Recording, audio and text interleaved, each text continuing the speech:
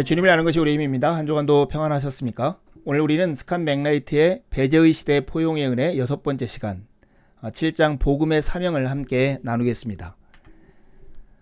배제의 시대 포용의 은혜라는 이 책은 은혜로 구원받는 것에서 그치지 말고 은혜로 변화된 삶을 살라고 우리에게 촉구합니다. 여러분, 우리를 향한 하나님의 목적이 무엇일까요?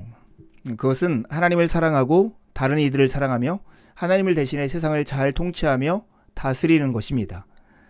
이 목적을 위해서 인간을 회복시키시는 하나님의 사역이 바로 복음입니다. 복음은 우리 모두를 위한 것이죠. 오늘 우리는 복음이 무엇인지를 정리하고 복음에 합당한 삶, 곧 복음이 우리에게 요구하는 사명이 무엇인지를 확인해 보려 합니다. 이것을 확인하면 우리의 삶이 복음에 합당한 삶이 매우 구체적으로 드러나게 될 것입니다. 먼저 복음의 정의를 우리가 살펴보려고 해요. 이 4단계로 나누어서 구분하면 좋은데요. 복음의 근원은 하나님의 사역에 있습니다. 그리고 복음이 실천되는 장소는 공동체라는 정황 안에서 실천됩니다. 복음의 목적은 하나님과의 연합, 다른 이들과의 교제로 우리를 회복시키는 것이고요. 결국 복음의 사명은 다른 이들과 세상의 유익을 위한 것입니다. 이것이 바로 복음이고 예수님이 우리에게 주신 가장 큰 계명의 핵심 내용이기도 합니다. 마태복음 22장 37에 40절에 보면 예수께서 이르시되 내 마음을 다하고 목숨을 다하고 뜻을 다하여 주 너의 하나님을 사랑하라 하셨으니 이것이 크고 첫째 되는 계명이요 둘째도 그와 같으니 내 이웃을 내 자신같이 사랑하라 하셨으니 이 두 계명이 온 율법과 선지자의 강령이니라 이렇게 말씀하십니다. 예수님께서 예수 신조를 통해 우리에게 요청하시는 것, 즉 하나님을 사랑하고 다른 이들을 사랑하는 것이 바로 복음의 목적입니다. 이 복음은 그래서 일반적으로 널리 적용되는 통전적인 성격을 가지고 있습니다. 우리가 여기서 한번 질문해야 할 것이 있어요. 마음을 다하고 뜻을 다하여 하나님을 사랑한다는 것은 이해하기 쉽죠. 그런데 우리의 힘을 다하여 하나님을 사랑한다는 뜻은 무엇일까요? 여기서 힘, 메오데카라고 하는 이 말은 우리의 외형, 우리의 자원, 보고 만지고 냄새를 맡고 맛을 볼 수 있는 물질 세계 속에서 우리가 행하는 모든 것을 가리킵니다.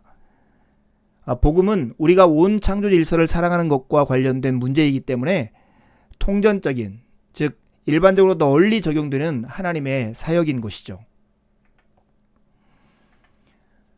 왜 복음이 통전적이어야 할까요? 왜 복음은 일반적으로 널리 적용되는 것이 할까요? 온 힘을 다해서 하나님을 사랑한다는 것은 이 세상의 가장 심각한 문제들 중 하나를 건드리는데요. 여러분, 부서진 에이콘들이 함께 모이면 함께 일을 망쳐놓게 됩니다. 바벨탑을 쌓는 것처럼 말이죠. 다시 말해서 인간은 구조적인 문제와 구조적인 폭력, 구조적인 악을 만들어냅니다. 이 구조적인 악이라는 게 뭘까요? 이것은 하나님의 뜻을 거스르며 사람들을 억압하고 불의의 순환을 만들어내는 모든 제도와 조직, 정부 기관, 기업 정책 같은 것을 말해요. 복음은 이 구조적인 악을 종식하고 하나님 나라를 세웁니다. 복음의 목적은 구조적인 폭력을 종식하고 하나님 나라를 세우는 데 있습니다. 그래서 복음은 통전적이어야 하고 통전적인 하나님의 사역인 것입니다. 하나님은 온 세상과 더불어 온 세상을 위해서 일하시는 분입니다. 결국 하나님 나라는 개인이나 공동체들에 그치지 않습니다.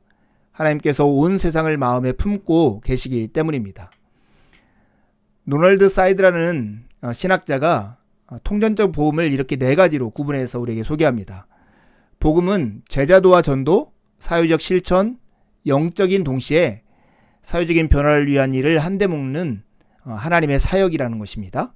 두 번째, 복음은 인간이 처한 문제의 개인적인 원인과 제도적인 원인을 동시에 다루면서 자선과 자비, 지역사회 개발, 공공정책, 사회적 정의를 포괄하는 사회적 실천을 지지한다고 합니다.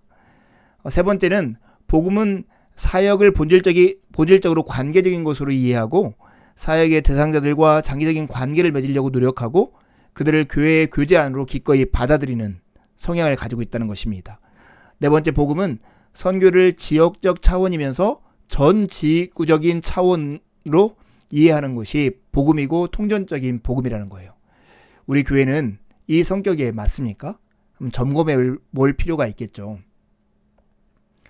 보고, 듣고, 배우고, 연결하기.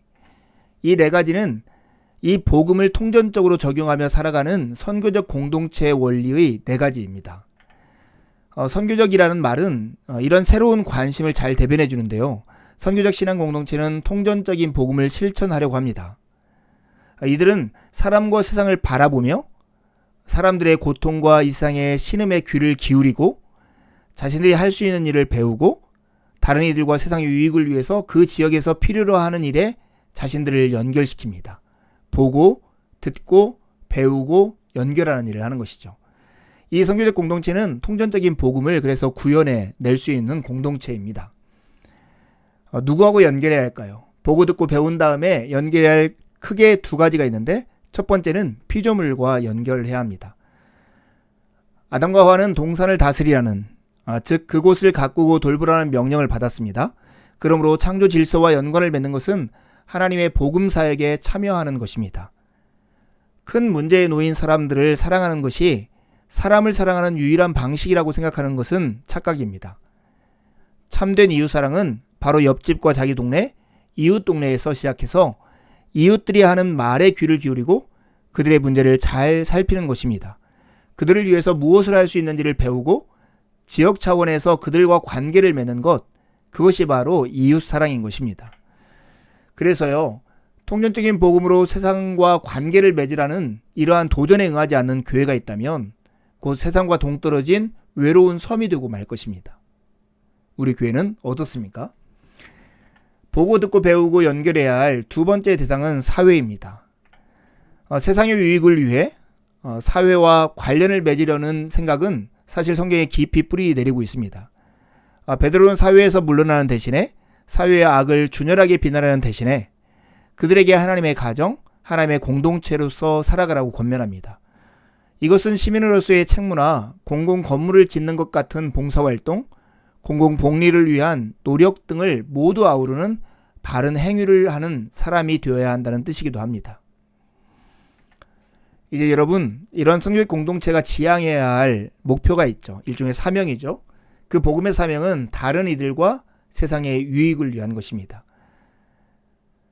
복음이란 공동체의 정황 안에서 하나님과 연합하고 다른 이들과 세상의 유익을 위해서 다른 이들과 교제하도록 인간을 회복하시는 하나님의 사역입니다.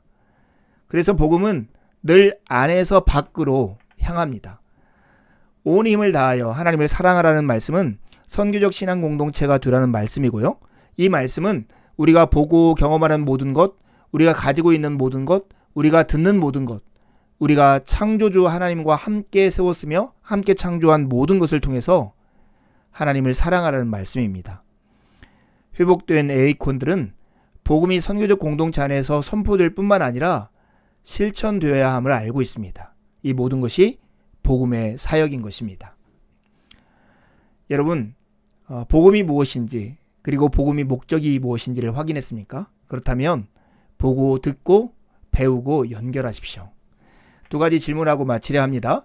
스캇 맥나이트는 복음을 어떻게 정의하고 있습니까? 보지 않고 한번 말해보시겠어요? 두 번째 질문인데요. 선교적인 신앙 공동체는 통전적인 복음을 실천하려고 노력합니다. 복음은 교회는 어떤 노력을 해야 할까요? 한 주도 주님의 은혜를 의지해 살고 복된 주일에 함께 만나 기쁨으로 하나님을 예배하시죠. 감사합니다.